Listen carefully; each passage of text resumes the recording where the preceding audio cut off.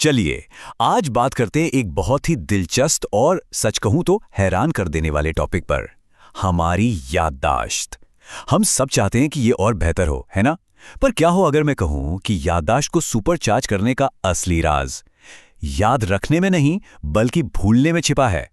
हम सबने कभी न कभी ये जरूर सोचा है, काश मेरी मेमोरी थोड़ी और शार्प होती। पर क्या हो अगर ये पूरी सोच ही एक गलतफहमी हो? क्या हो अगर हमारी याददाश्त में असल में कोई खराबी है ही नहीं? देखिए, ये जो एक आम धारणा है ना कि हमारी मेमोरी कमज़ोर है, वो असल में एक बहुत बड़ा मिथक है। सच तो ये है कि हमारा दिमाग एक कमाल की, अविश्वसनीय रूप से कुशल मशीन है, और जो चीज़ हमें इसकी कमी लगती है, हो सकता है वो असल में इसकी सबसे बड़ी ताकत हो। तो आखिर ये भ्रम है क्या? चलिए इसे तोड़ते हैं। हमारे दिमाग की जानकारी को स्टोर करने की क्षमता, मतलब इसकी हार्ड ड्राइव, लगभग अनलिमिटेड है। असली चुनौती तो उस जानकारी को सही समय पर बाहर निकालने की है, यानी कि उसे रिट्रीव करने की। हमारा दिमाग कोई वीडियो रिकॉर्डर नहीं है जो हर चीज को एकदम हूबहू प्लेबैक कर दे। नहीं, ये तो एक आर्टिस्ट की तरह है। हर बार जब हम कोई पुरानी बात याद करते हैं तो ये बिखरे हुए टुकड़ों को जोड़कर उस तस्वीर को फिर से बनाता है। और मजे की बात यह है कि हर बार ये तस्वीर थोड़ी सी अलग हो सकती है। अच्छा, अब बात करते हैं कुछ मजेदार और साइंटिफिकली प्रूवन तरीकों की, जो हमारी याददाश्त की क्षमता को पूरी तरह बदल सकते हैं। और ये सिर्फ टिप्स नहीं हैं, ये दिमाग के लिए असली सुपर पावर्स हैं। तो पहला हैक, ये शायद थोड़ा अजीब लगे, अपनी क्रिएटिविटी को जगाइए, भले ही कोई खुद को आर्टिस्ट ना मानता हो। इसे कहते हैं स्टिक फिगर स्ट्रैटेजी। जब हम किसी भी जानकारी को ड्रॉ करते हैं, भले ही कितनी भी खराब ड्राइंग क्यों ना हो, तो वो चीज़ हमें लिखने की तुलना में 2.5 गुना ज़्यादा याद रहती है।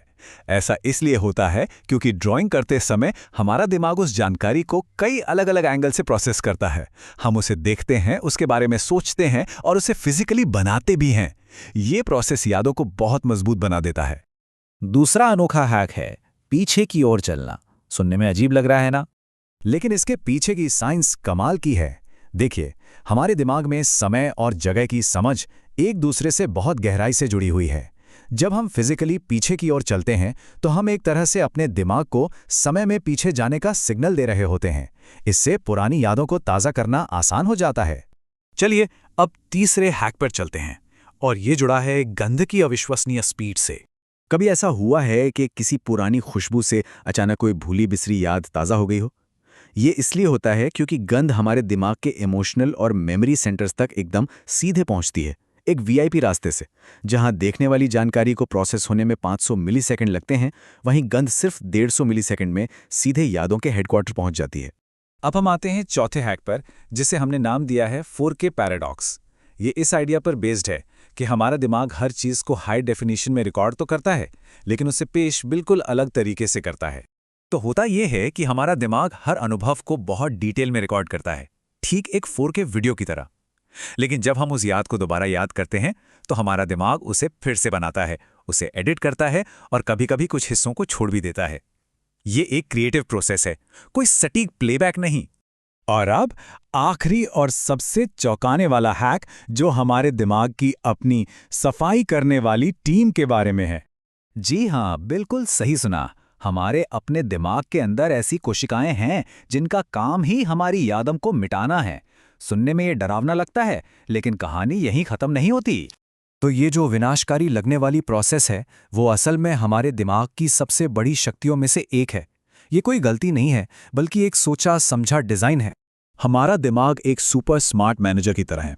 हर बेकार की जानकारी को सहेज कर रखने में बहुत ज़्यादा एनर्जी लगती है, इसलिए दिमाग गैर ज़रूरी यादों को हटा देता है ताकि वो ज़रूरी कामों पर फोकस कर सके और तेज़ी से काम कर सके। ये दिमाग का कूड़ा साफ करने जैसा है।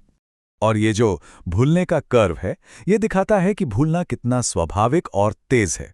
ये कोई असफलता नहीं है, बल्कि हमारे दिमाग का एक ऑटोमेटिक सिस्टम है जो हमें फालतू जानकारी के बोझ से बचाता है और ज़रूरी चीज़ों पर ध्यान लगाने में मदद करता है। यही इस पूरी पड़ताल का सबसे बड़ा सच है। भूलना हमारे दिमागी सिस्टम का कोई बग नहीं, बल्कि एक शानदार फीचर है, एक बहुत ही ज़रूरी फीचर। तो अब जब हम ये जानते हैं, तो सवाल ये उठता है कि इस ज्ञान का इस्तेमाल कैसे किया जाए।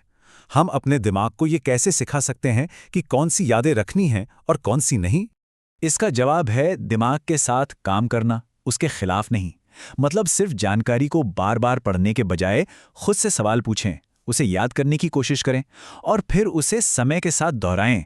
1 दिन बाद, फिर 3 दिन बाद, फिर 1 हफ्ते बाद। यही भूलने के कर्व को अपने पक्ष में मोड़ने का सबसे कारगर तरीका है। तो अगली बार जब कुछ नया सीखना हो तो उसे एक सिंपल से चित्र में बदलने की कोशिश करें, या पढ़ते समय पास में खास खुशबू वाली मोमबत्ती जला लें और फिर टेस्ट के समय उसी खुशबू को सूंघ कर देखें। ये छोटे छोटे हैक्स बहुत काम के हैं। आखिर में सबसे जरूरी बात यह है कि याददाश्त पत्थर की लकीर नहीं है।